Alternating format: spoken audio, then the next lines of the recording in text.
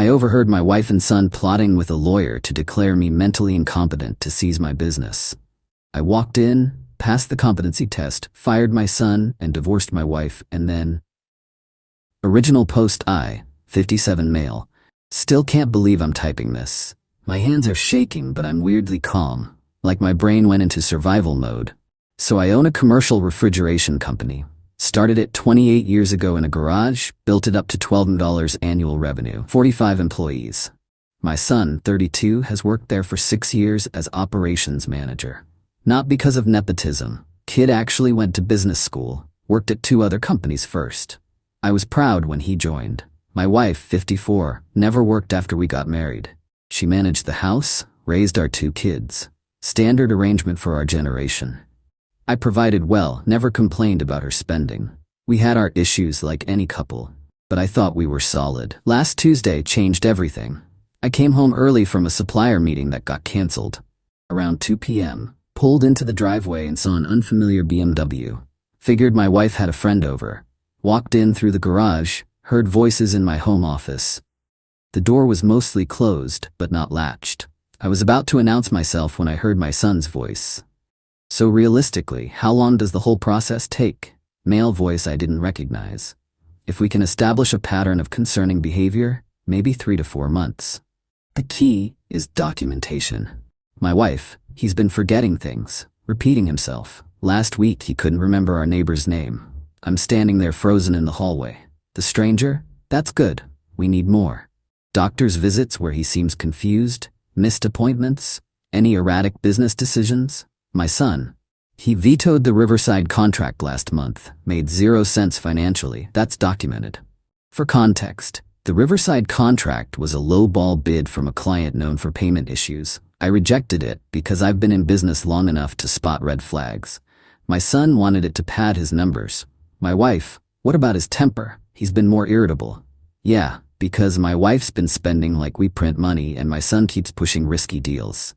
The stranger, perfect. Keep detailed notes, dates, times, witnesses if possible. We'll need testimony from both of you about his declining capacity. My son, and once he's declared incompetent, the conservatorship transfers business control to me? Correct. As his son and the operations manager, you're the logical choice. Your mother would handle personal affairs and assets. My wife, how much are we talking for your retainer? $25,000 to start, but considering the business valuation, it's a worthwhile investment. I walked in. Just opened the door and stood there. The lawyer, this slick-back corporate type in a $2,000 suit, went pale. My wife jumped like she'd been electrocuted. My son at least had the decency to look sick. Meeting going well? My voice came out steady. Nobody spoke. The lawyer started shoving papers into his briefcase. Don't bother, I said to him. You're not getting that retainer. My wife recovered first. Always was quick on her feet. Honey, this isn't what it looks like. It's exactly what it looks like. You're trying to have me declared mentally incompetent to steal my business. My son, Dad, we're worried about you. You've been acting different. Save it. I heard everything. Every word. The lawyer tried to leave, but I blocked the doorway. Not yet. You sit back down and explain the legal requirements for a competency evaluation. He stammered something about needing to leave. Sit down, or I call the state bar right now and report you for conspiring with family members to commit elder fraud. He sat, started explaining, trying to make it sound clinical and necessary. How concerned family members can petition for evaluation, how a medical professional determines capacity, how it's really for the person's own protection. And how much of this did you already file? Nothing yet. This was just a consultation. Get out. All of you get out of my office. The lawyer practically ran. My son tried to say something, but I pointed at the door. He left. My wife stayed. Started crying. You're not thinking clearly. We're trying to help you. You're trying to rob me. Get out. She left. I locked the office door and made some calls. First call, my personal doctor. Explained the situation, asked for an emergency cognitive assessment. He fit me in that same afternoon. Second call, my CPA. Gave him a heads up that things were about to get messy, asked him to prepare complete documentation of all business financials. Third call, a divorce attorney my golf buddy recommended. Left a message. Fourth call, my corporate attorney. Explained everything, asked about steps to protect the business. The cognitive assessment took 2 hours. Memory tests, problem solving, questionnaires. My doctor's known me for 15 years. He was pissed when I explained why I needed it. Your mind is sharp as ever. I'll have a full written report by tomorrow documenting your complete cognitive health. Got home around 7 p.m. My wife was in the living room, red-eyed. My son was there too. My wife, we need to talk about this rationally. Agreed. Here's rational. You two tried to commit legal fraud. I have a witness, that lawyer, and I recorded the whole conversation from the hallway after I walked in. That was a lie, but they didn't know that. My son went white. You recorded us, every word, and tomorrow morning, you're fired. Clean out your desk by 9 a.m. or security will escort you out. My son, Dad, please, I need that job. Should have thought about that before trying to steal my company. My wife, you can't just fire him. That's wrongful termination. He's an at-will employee who just demonstrated catastrophically poor judgment and disloyalty. Watch me. Went to the bedroom, packed a bag. My wife followed, still crying, still making excuses. How they were worried, how I've changed, how they're protecting me. You're protecting yourselves. Don't contact me. My lawyer will be in touch. Stayed at a hotel that night. Couldn't sleep. Just sat there replaying the conversation. 26 years of marriage, raising 2 kids, building a life together. And this is how it ends? With her plotting to declare me insane so she could take everything? The divorce attorney called back at 11 p.m. We talked for an hour. She's representing me as of right now. Update 1 week later. So the entitlement levels have reached absolutely unhinged territory. Day 1 after confronting them. Showed up at the office at 6 a.m. Had my corporate attorney and HR director meet me, explained the situation with documentation. They were both floored. My son arrived at 8:30, tried to walk past security. His badge didn't work. He called me. I didn't answer. Security gave him a box and supervised while he cleaned out his desk. He tried to access his work computer, already locked down by IT. They found him trying to download files to a USB drive. Security confiscated it. The USB had client lists, supplier contacts, our entire operations manual, and financial projections. He wasn't just getting fired, he was planning to compete against me. My corporate attorney sent him a cease and desist by noon. Non-compete clause in his employment contract is ironclad. He signed it 6 years ago without reading it, apparently. Meanwhile, my wife was blowing up my phone. I counted 89 calls and texts that first day. Everything from, "How could you?" to "You're destroying our family," to "I'll take you for everything in the divorce." My divorce attorney's response was beautiful. "Ma'am, your husband has documentation that you conspired to have him declared incompetent. That's elder abuse in this state. You might want to reconsider your tone." Radio silence for exactly 12 hours after that. Then came the financial warfare. Day 3. My wife maxed out every credit card I'd given her. Over $45,000 in charges in one afternoon. Jewelry, handbags, electronics. Even bought an $8,000 handbag. Took screenshots of everything before I called the card companies. Cards canceled within an hour. She also cleaned out our joint checking account. We kept $10,000 in there for household expenses. Gone. Transferred it to her personal account. Joke's on her though. That was our only joint account. Everything else has always been separate. The business accounts, investment accounts, primary checking, all solely in my name. She had access to one account that I used for household bills. Day 4. Got a letter from her attorney, demanding temporary spousal support of $15,000 monthly to maintain the marital standard of living. Also demanding I vacate our marital home and continue paying the mortgage while she lives there. My divorce attorney laughed. Actually laughed out loud. Then sent back a response listing the elder abuse conspiracy, the credit card fraud, and the asset dissipation. Offered $3,000 monthly temporary support and suggested my wife find employment. Day 5. My daughter, 29, called. She lives 2 states away, works as a physical therapist. "Dad, what's going on? Mom's saying you've lost your mind and attacked her?" Explained everything. Sent her the cognitive assessment results from my doctor. The relief in her voice was obvious. I knew something was wrong. She's been weird on the phone lately, asking about your will, about the business structure. I thought she was just being paranoid about getting older. She was planning this. And my brother went along with it? He was driving it. She started crying. I can't believe they'd do this. Neither can I. Then came the really dirty tactics. Day 6, my son filed for unemployment, listed wrongful termination without cause as the reason. The state sent me a questionnaire. I attached the cease and desist letter, documentation of his attempted data theft, and a signed statement from our HR director. Unemployment claim denied within 48 hours. Also day 6, I got a call from my business insurance company. Someone had filed a claim saying I'd made threatening statements to employees and created a hostile work environment. Anonymous report. I pulled the security footage. My son had been talking to 3 employees in the parking lot the day before he got fired. Those same 3 employees suddenly submitted complaints to HR about my erratic behavior and angry outbursts. Had my HR director interview them separately. Their stories didn't match. Same general themes but different details, clearly coached. I didn't fire them. Instead, I gathered the whole company for a meeting, explained that I'd fired my son for cause, that some false reports had been made, and that anyone who participated in making false statements should reconsider their employment choices. 2 of the 3 resigned that afternoon. The 3rd came to my office crying, apologizing, saying my son had promised him a management position when he took over the company. I appreciated the honesty, kept him on with a final written warning. Day 7, my wife showed up at the office. Security called me. I went down to the lobby. She looked awful, hadn't slept. Makeup couldn't hide the stress. We need to talk. Through attorneys. Please. I'm your wife. You're my soon-to-be ex-wife who tried to have me declared insane. She actually tried to play the victim. I was scared. You've been different, distant. Our son was worried. Our son wanted to steal my company. You wanted access to my money. That's it. Don't dress it up as concern. The kids need help. They're struggling. There it was. What do you mean they're struggling? She froze.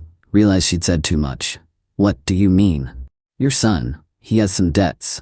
Credit cards. A business loan that didn't work out. How much? She wouldn't say. I called my CPA right there. Had him run my son's credit. $127,000 in debt. Credit cards, personal loans, 2 car leases he couldn't afford. Plus a $50,000 loan for some crypto investment scheme that collapsed. That's what this was really about. My son needed money. My wife wanted to maintain her lifestyle, and they decided the easiest solution was to take everything from me. Get out. Don't come back. She started crying again. Security escorted her out. That night, I sat in my apartment going through old documents, found my son's employment file. His salary was $95,000. Good money for someone his age, but apparently not enough when you're leasing 2 cars and buying bottle service at clubs. Found old bank statements showing I'd loaned my wife $30,000 2 years ago for home renovations that never happened. Just gone. I'd been funding their irresponsibility for years without realizing it. The betrayal hurt worse than anything. Not the money, I've got plenty. It's that they looked at me and saw a mark. An obstacle. Something to remove. My daughter flew in that weekend. We had dinner. She was furious at them but worried about me. Dad, are you okay? Like really okay? I'm tired, but I'm not crazy. I know you're not. I read the doctor's report. You're sharp as ever. They almost convinced me I wasn't. That's the messed up part. I started questioning myself. That's the real damage. They didn't just try to steal from me. They tried to make me doubt my own mind. Update 2, 3 weeks later. The entitlement has somehow gotten worse. I didn't think that was possible. So my divorce attorney filed all the papers. My wife got served. She immediately hired the most aggressive attorney she could find, this guy who has billboards all over town about fighting for your rights. His first move? Emergency motion for exclusive use of the marital home and $20,000 monthly temporary support. His argument, I'd abandoned my wife and she needed to maintain her standard of living. My attorney's response brief was 30 pages of documented elder abuse conspiracy, financial fraud, and asset dissipation. Attached my doctor's cognitive assessment, the cease and desist to my son, and statements from my CPA about the separate accounts. The hearing was a disaster. For them. My wife showed up dressed like she was going to a funeral. All black, minimal makeup, looking fragile. Her attorney started with the abandonment angle. Judge wasn't buying it. Counselor, your client conspired to have her husband declared incompetent. He has documentation. Why would he stay in that home? Your Honor, those allegations are disputed, are they? I have a signed statement from the attorney who was present at that meeting. Yeah, turns out the scumbag lawyer my wife hired for the conservatorship thing got scared after my corporate attorney threatened him with bar complaints. He gave a voluntary statement to cover himself. Confirmed every word of the conspiracy. Judge denied the emergency motion. Set temporary support at $4,000 monthly, barely enough to cover the mortgage and utilities. No exclusive use of the home. And here's the kicker. Ordered a 50-50 split of household items, with me getting first choice since I'd moved out. My wife lost it in the courtroom. Started yelling about how she couldn't survive on $4,000, how I was trying to make her homeless. Judge, ma'am, your husband alleges you conspired to commit elder abuse. The court is being generous with this support order. I suggest you accept it and retain counsel who will give you realistic expectations. Her attorney tried to recover, but the damage was done. Outside the courthouse, my wife tried to approach me. My attorney blocked her. You're destroying me. I gave you the best years of my life. You tried to have me declared insane. We're done. But the real chaos started after that hearing. My son, desperate and stupid, started calling my business clients, telling them I was having health issues and offering his services as a consultant who knew my systems. 3 clients called me directly. I thanked them for the heads up and forwarded everything to my corporate attorney. We sent cease and desist letters and threatened tortious interference lawsuits. My son's response? He tried to start his own competing business. Filed the LLC papers and everything.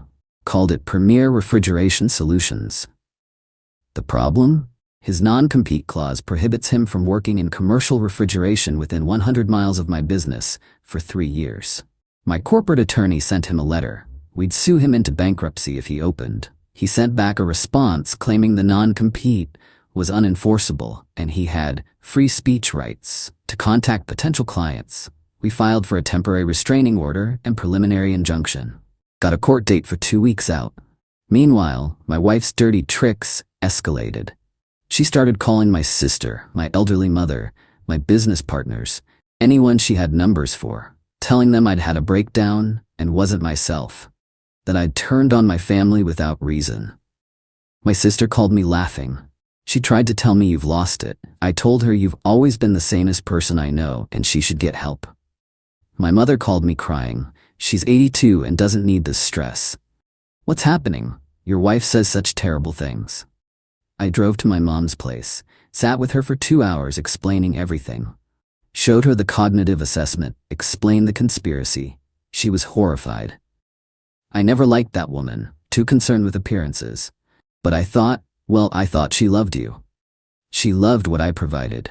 My mom hugged me. You'll get through this, you're strong. But my wife wasn't done.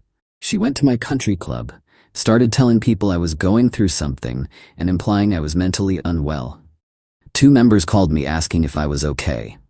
I resigned my membership, wasn't giving her the satisfaction of running my reputation through the mud there. She also tried to access my business accounts, called my bank claiming to be my authorized representative, and needed to verify some transactions. The bank called me immediately. I confirmed she had 0 authority and asked them to flag her number. The preliminary injunction hearing against my son was brutal. He showed up with a bargain attorney who clearly wasn't prepared.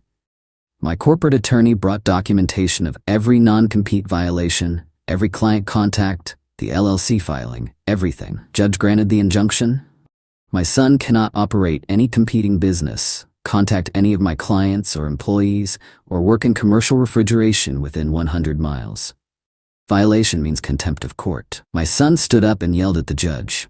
This is BS. He can't monopolize an entire industry. I have bills to pay. His attorney yanked him back down. Judge was not amused. Mr. Son, you signed a contract. You're bound by it. And given your conduct attempting to steal data, interfering with business relationships, this court finds you acted in bad faith. The injunction stands, and if you violate it, you'll be explaining yourself from a jail cell. My son stormed out. I later heard he's moved back in with my wife at the house. Two failures living together. The divorce discovery process has been revealing. My attorney subpoenaed financial records for both of them. Turns out my wife has been hiding money.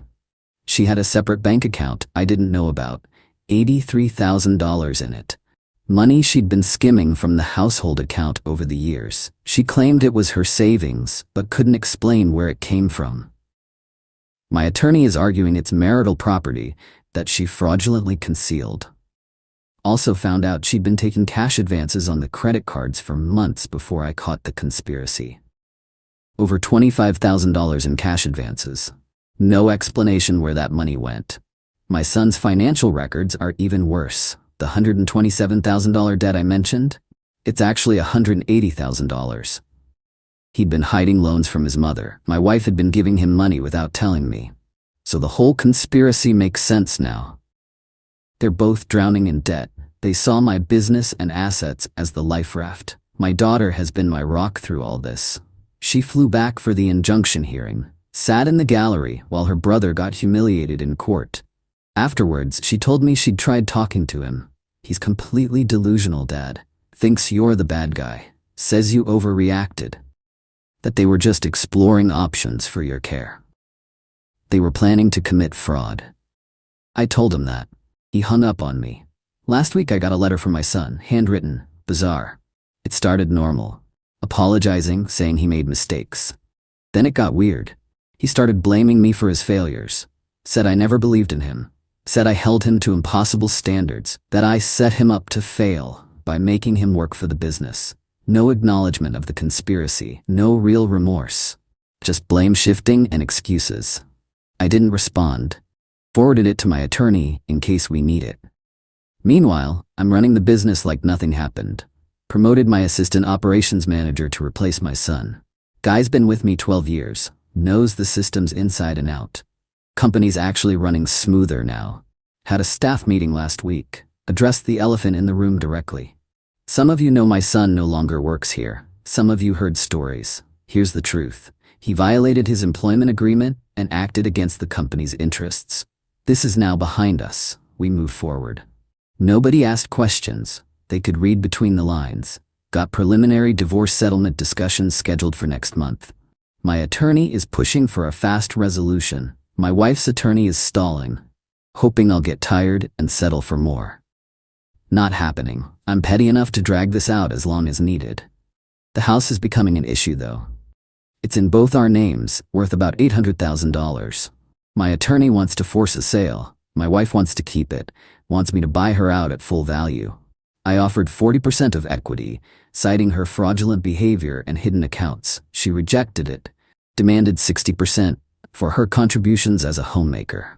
My attorney's position, she gets 30% max, and that's being generous, given the elder abuse conspiracy. We'll see what the judge says. Final update. 2 months later, it's over. Mostly. The legal stuff is done, the emotional recovery, that'll take longer. The divorce settlement got finalized 3 weeks ago. It wasn't pretty, but it was fair given everything. The judge clearly didn't like my wife's attorney or their arguments. In the final hearing, he spent 15 minutes lecturing about the seriousness of elder abuse allegations and how my wife was fortunate I wasn't pursuing criminal charges. My wife got 35% equity in the house. We're selling it. One of our cars, the older Honda, her personal belongings, $3,500 a month, spousal support for exactly 4 years. Judge called it rehabilitative since she hasn't worked in decades. Half of one retirement account we designated as joint years ago, about $90K. I got the business 100%, was never marital property anyway. All other retirement accounts and investments. My car, 65% equity in the house. The vacation cabin up north, bought before marriage. Her hidden bank account? Judge ruled it was marital property since she couldn't prove separate source. Split 50-50. She was furious. The credit card debt she racked up? All hers. Judge said she deliberately dissipated marital assets and assigned 100% of that debt to her. No exclusive use of the house. We both moved out. It's being sold. Should close next month. My wife tried one last play in the courtroom. Started crying, told the judge she'd given up her career for our family, that I was leaving her destitute. Judge wasn't moved. Ma'am, your husband is providing 4 years of support. That's ample time to obtain employment or education. And frankly, your conduct during this proceeding, the financial fraud, the asset hiding, the conspiracy to declare your husband incompetent, does not warrant the court's sympathy." Her attorney tried to object. Judge shut him down. "Counselor, your client conspired to have her husband declared mentally incompetent to seize his business. She then maxed out credit cards, hid money, and attempted to manipulate the court. She's receiving far more consideration than she deserves. We're done here." That was that. Papers signed. Marriage over. My son's situation got even messier. 2 weeks after the injunction, he violated it. Started working as a consultant for a competing refrigeration company 80 miles away. Thought he was outside the radius. He wasn't. My corporate attorney found out within days. We filed contempt charges. The contempt hearing was short. My attorney presented evidence, emails, text messages my son had sent to employees trying to poach them, social media posts about his new consulting role. Judge was livid. "Mr. Son, I warned you. You signed an agreement. You're bound by it." My son tried to argue financial hardship. "I have bills, Your Honor. My father cut me off." "Your father fired you for cause after you attempted to steal from his company. Your financial situation is a consequence of your own choices." Judge held him in contempt. $500 fine per day until he ceased all work with the competing company, plus $15,000 in attorney's fees payable to me. My son quit the consulting gig the next day. Last I heard, he's working at an auto parts store. $16 an hour. The karma is pretty satisfying, not gonna lie. My daughter and I are closer than ever. She's been my lifeline through this nightmare. We talk almost daily. Last week, she asked if I was angry. Not anymore. Mostly just sad. Sad that your brother chose money over family, that your mother chose comfort over integrity. They made their choices, Dad. Yeah, and now they're living with the consequences. My daughter paused. Are you gonna forgive them eventually? I thought about it. I don't know.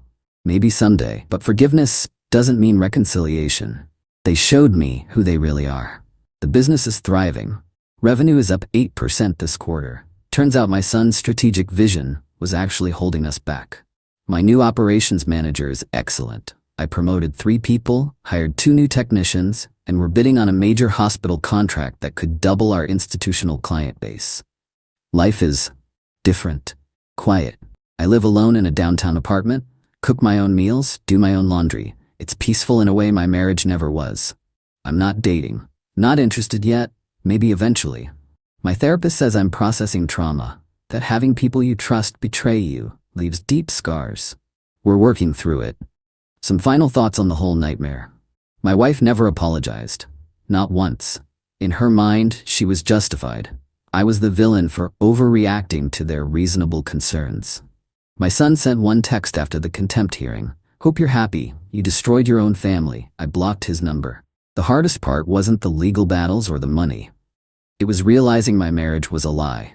That my wife saw me as a resource, not a partner. That my son viewed me as an obstacle, not a father. You spend decades building a life with someone. You trust them with everything, your dreams, your fears, your vulnerabilities, and then you find out they'd throw you away the second it benefited them. That's the real theft, not the attempted fraud, the stolen years. But here's what I learned. Trust your instincts. When something feels wrong, investigate. Don't let people gaslight you into doubting your reality. I almost dismissed what I overheard, almost convinced myself I misunderstood, almost let them explain it away.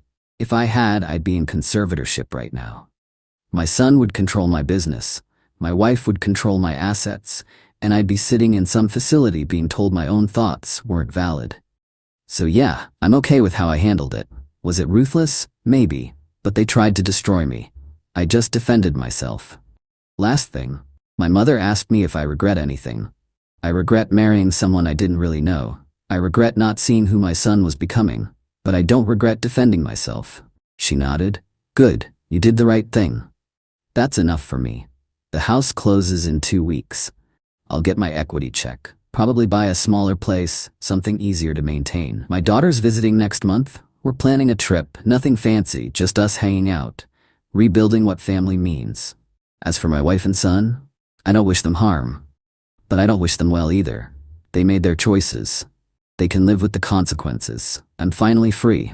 And honestly, that's worth more than any settlement.